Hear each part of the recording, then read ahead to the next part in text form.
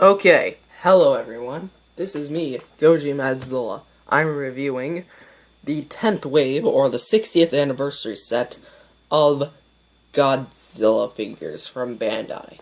Now, I gotta say, this is the weirdest set I've ever come across. I mean, sure, the figures aren't bad, but I'll save that for later. But look at this. You have Godzilla 2000, King Caesar, from, like, the 1970s, and we have Godzilla 54. 54 and 2000 I can understand, but why King Caesar? You could have brought back Burning Godzilla, or maybe do a new figure like Godzilla 90s. But no, they decided to go with King Caesar, which is a very odd choice. Plus, King Caesar is more like the lesser-known kaiju, overshadowed by big ones like Anguirus, Godzilla himself, and King Ghidorah. But it's not about like how they did it. It's about, okay, maybe it's about how they did it. So let's just start off with the first one, Godzilla 54, which I'll go over him briefly because I've already reviewed him.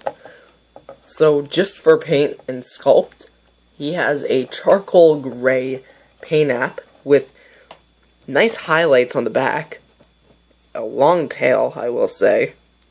Like, the tail is long, but in proportion to his body, it just looks weird and short. So that's all I can say about him. If you want the review, it'll be in the description. Keep in mind, I sound like a totally different guy. For articulation, King Caesar getting fallen over, we have head articulation, arm articulation, legs, and midway tail. I'm not sure what would happen if you broke the glue sail, but I'm guessing it wouldn't move because it's not really circular. So that's Godzilla 54.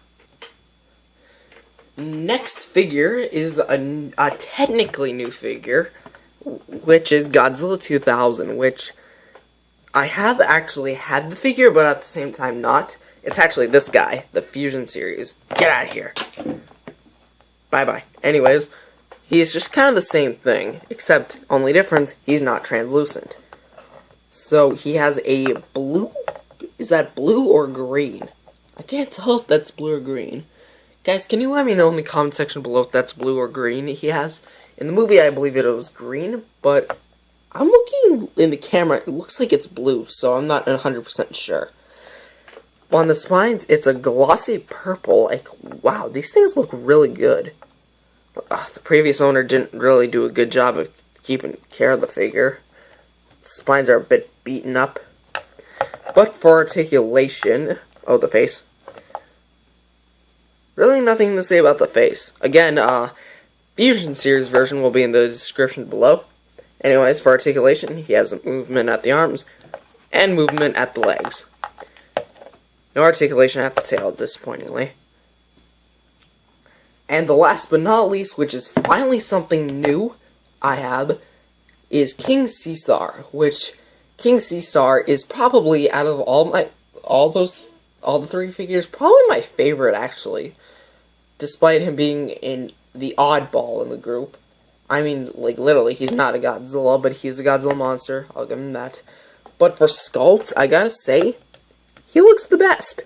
I mean, his face looks really accurate to the Showa movies. His crown, his ears, like, just take a look. Not to mention, I don't know why, but his tail kind of looks like a fire flame thing. Almost, this kind of reminds me of a Charizard from Pokemon, in a way. But then we got the legs. His fur really looks like fire to me. I don't know, just really makes him better. And we got the copyright information. And for articulation, he doesn't have any at the head, but when you do this, be careful. Because you can actually move his ears. I'm not sure if this is supposed to be like that, but you can. But just do it at your own risk, because it's already starting to paint rub, if you see there.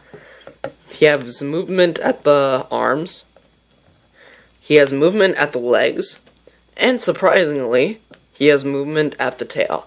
So, good figure, but I wish they added head articulation, but it might be hard with all this fur in the way. Also, I forgot he also has waist articulation, so that way he can do this. Wait. This way, he can do this. It looks weird. Now imagine King Caesar doing this in the next Godzilla movie. So overall, this is a very nice set. If you guys have the sparing money for these figures, I definitely do say go right ahead. These figures are definitely worth their price, but I don't think they're worth their price now. Considering the fact that these two alone cost actually $60 together.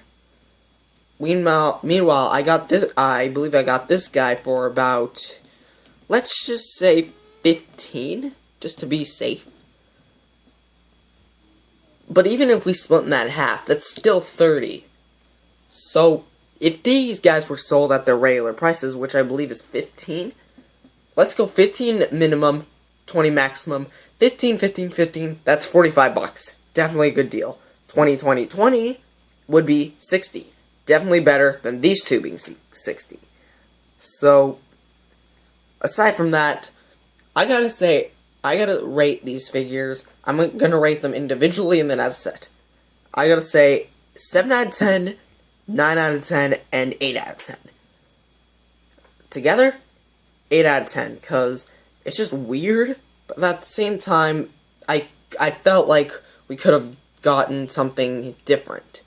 You know, maybe a new remold of 54 and a new remold of 2000, since these are actually reissues, and I believe this one's a reissue. But aside from that, thank you guys for watching this video. If you guys did, leave a comment, like, and subscribe, and I'll see you guys later.